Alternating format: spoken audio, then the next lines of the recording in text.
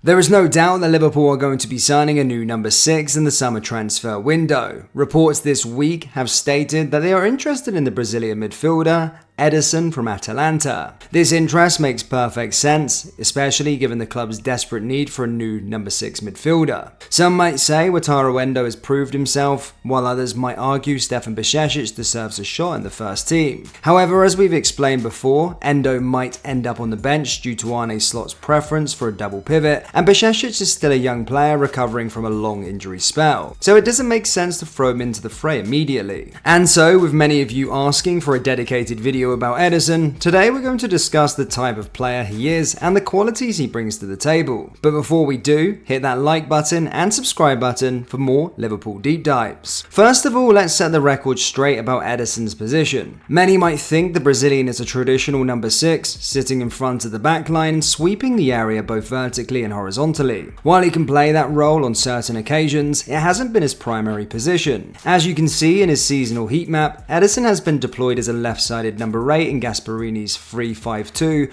or 3-4-3 formations. With Martin de Roon on the other side, Ederson forms Atalanta's double pivot in the middle of the park. Both players have the freedom to roam, breaking down play and contributing to the offensive phase in the final third. So no, Ederson is not a natural number 6, or at least that wasn't his position in the past season. This raises the questions, shouldn't Liverpool be targeting a proper defensive midfielder to sit back and cover spaces? Well, yes, Liverpool might be lacking in that position, as we discussed earlier, but let's remember a small detail.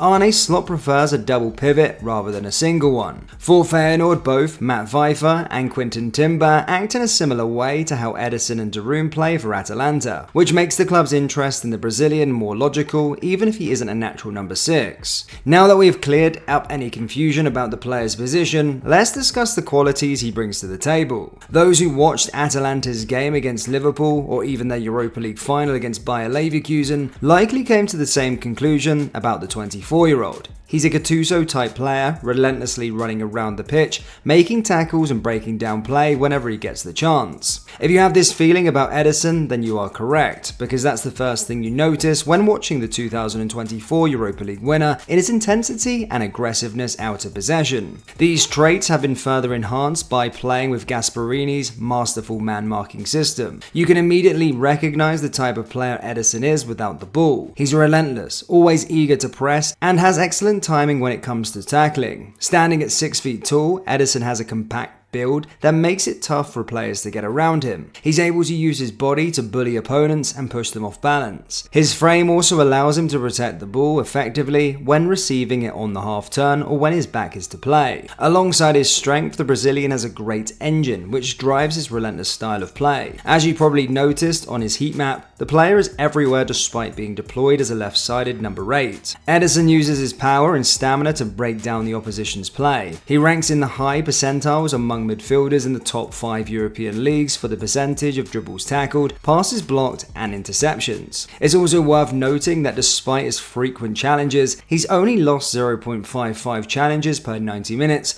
which highlights his ability to win his duels. What's even more impressive is that despite his aggressiveness, Ederson does not commit many fouls when trying to dispossess opponents. Here you can see how highly he ranks in defensive duels per 90 minutes, yet he suffers fewer fouls than the majority of the Serie A midfielders. This demonstrates his abilities to win the ball cleanly. We've been talking about how relentless the Brazilian is, and this sequence from Atalanta's game against Monza earlier this season perfectly illustrates our point. Here you can see him pushing high from his position to press Monza's defender. Despite the ball being passed to the goalkeeper, Ederson continued to push aggressively, putting more pressure on Monza's back line. Even as the ball moved away from him, he kept pressing, targeting 3 different players in the single sequence before finally giving up as his teammates didn't join in the pressing. Now sure, such determination and eagerness to press and win the ball back are valuable traits in a player. However, this sequence we showed isn't a one-off, and sometimes Ederson becomes overly aggressive in his pressing. This can translate to a lack of discipline in holding his position, which can lead to his side losing their shape out of possession. But don't worry, with adequate coaching, clear instruction, and well-timed rotations between the players on the pitch, Ederson's aggressiveness won't be an issue and instead can be used as a strength. But hold on a second, Ederson's defensive contributions don't only show in his pressing and play-breaking abilities. When one of Atalanta's centre-backs pushes high, he often drops back to fill in the gap, providing protection in the vacant spaces. When it comes to his aerial play, Ederson can also be dominant, winning 56.1% of his aerial duels. While it might sound unimpressive, this percentage puts him in the 75th percentile among midfielders, which is not bad at all. It's also worth noting that 3 of the 7 goals he scored this season were from headers, putting him 5th in Serie A for the most headed goals with 2 in the league. Seeing a player running all over the pitch, putting in tackles left, right and centre, and pressing almost without limits, you might assume he's average or even below average with the ball at his feet. It makes sense. Spending all that energy out of possession can affect a player's performance and technique on the ball. However, for Ederson, it might be a different case. When compared to the other Serie A midfielders, Ederson ranks 8th for XG build-up with 10.71. This metric measures a player's involvement in creating scoring opportunities without directly providing the assist or taking the shot. It quantifies the contribution of a player to the build-up of play leading to a shot attempt, focusing on their actions in the build-up phase rather than the final pass or shot. Being ranked this high shows how involved Ederson is in Atalanta's build-up phase. Not only is he first in Atalanta's squad for XG build-up, but he's also the player with the most touches, totaling 2,027, with 1,159 of those coming in the middle third. This is mainly because of his tendency to be the deeper of the 2-8s, even dropping back further to act as a left-sided centre-back to receive the ball and initiate the build-up phase. Now let us clarify, there's nothing fancy about how Ederson progresses the ball. He opts for short and medium range passes to wide players, keeping things quick and simple. One other detail we should mention is that whether he was involved in passing the ball or not, Ederson often looks to attack the vacant spaces in order to provide passing options to his teammates,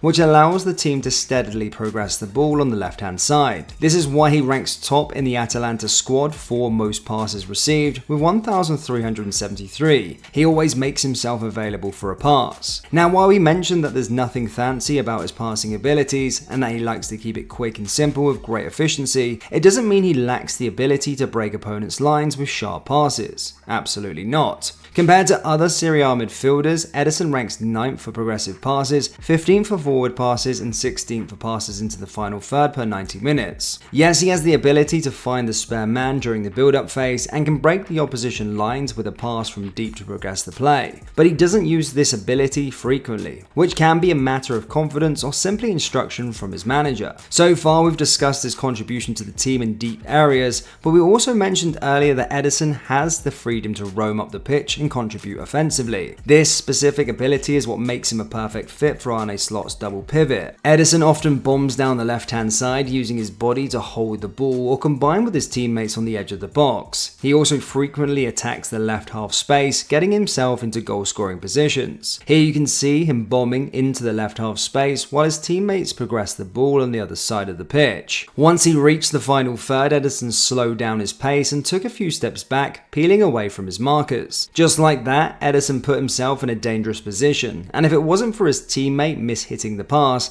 the Brazilian might have opened the score with 6 minutes into the game. Aside from this, it's worth mentioning that Ederson's progressiveness from deep areas can also be seen high up the pitch. He ranks in respectable percentiles for passes into the final third and for passes and crosses into the penalty area. Yes, he's not that creative compared to other midfielders, but he has the ability to surprise the opponents with a pass, setting up a teammate for a clear chance. Again, he doesn't do this frequently, which explains his low number of assists and low expected assists. Again, whether the reports materialise and Liverpool actually go and sign the player remains to be seen, but the club's interest in Ederson remains concrete. He is aggressive without the ball, has an unreal engine that allows him to run for days, and contrary to popular belief that this type of player is not good on the ball, Ederson proves to be an exception. His involvement in Atalanta's build-up phase and his contribution high up the pitch shows that he's more than capable when it comes to the ball at his feet. So what do you guys think about Ederson? Do you believe he's the right profile to target this summer?